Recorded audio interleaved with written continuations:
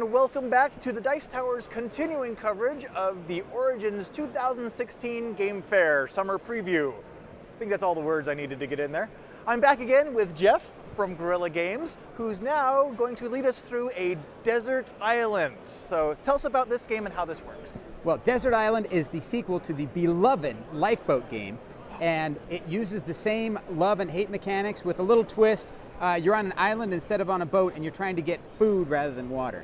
Okay. There's a couple other things that in Lifeboat, it was it changed my life, how widely it's been across the world.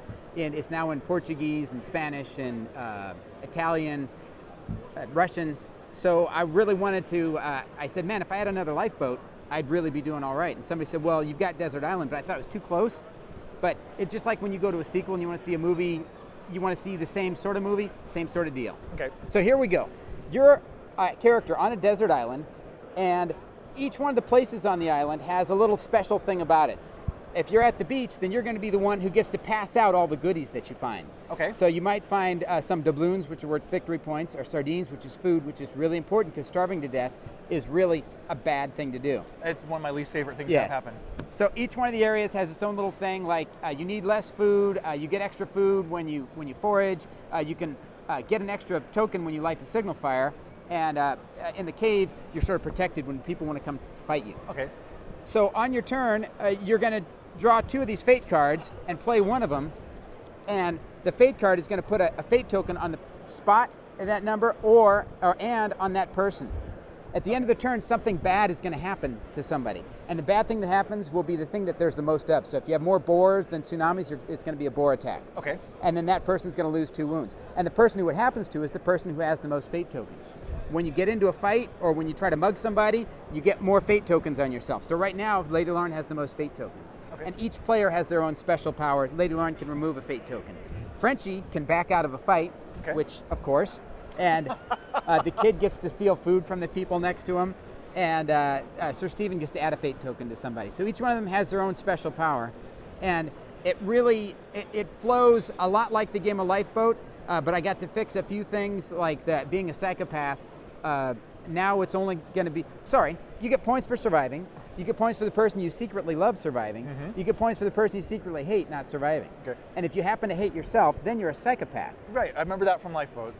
So now in Desert Island, and I might change this for Lifeboat because the rule is so much better. You get 3 points for everybody. 2 points for everybody that dies except for you and your secret love. So you still are going to get survival points. So you still want to get rescued. You just want to see a lot more people die, as opposed to the old Lifeboat rule where you just kept rowing in circles until everybody cried. Mm-hmm. So the game plays a little more like a Euro than Lifeboat. There's a little bit more texture to it, and of course the fate tokens are awesome. Those are just sweet. These are the neatest little skull meeples I've ever seen in my life. Steve Ratter designed that. The art by Steve Ratter and art direction by Fred Davis is just beautiful. Go ahead. How do the cubes and chips work into it? So the cubes represent food, Okay. and you need as much food as your size at the end of every day. Okay. And the actions you can take are to forage for food, mug somebody to take away either their food, one of their cards, or take their position. Or the other thing you can do is light the signal fire. And at the end of the turn, however many signal fire lightings there are, we're going to turn over that many fate cards, and if we get a boat, wood, and a fire, then we find a boat. And so that gets us closer to getting rescued. Okay.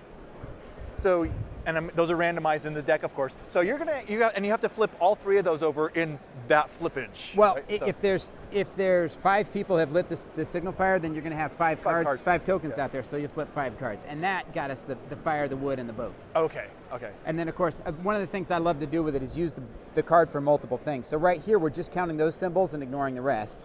That is nice. So you have dual purposes for the cards. And earlier on your turn, when you turn over a card, if I play this card, see, I might secretly love Frenchie, but that's a 4, and 4 is a really good number because that means I get 4 food if I forage for food.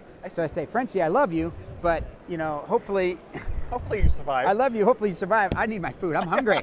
I'm really hungry. Well, so this is really nice. Yeah, it looks like it takes the premise of lifeboats, but like I said, adds some texture, adds some Euro-y elements, few more layers to it, which is really neat. Yeah. I believe this was recently kickstarted. Yep. So what's the production timeline on this? Oh, this is out. This is just premiering. Well, it's its Origins premiere here, but actually I had it for Essen last year.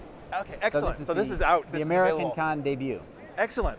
Cool. Well, thank you, Jeff. Thank you. Yeah, and thanks for watching, and be sure to stay tuned for the Dice Tower for more of the Origins 2016 Summer Preview.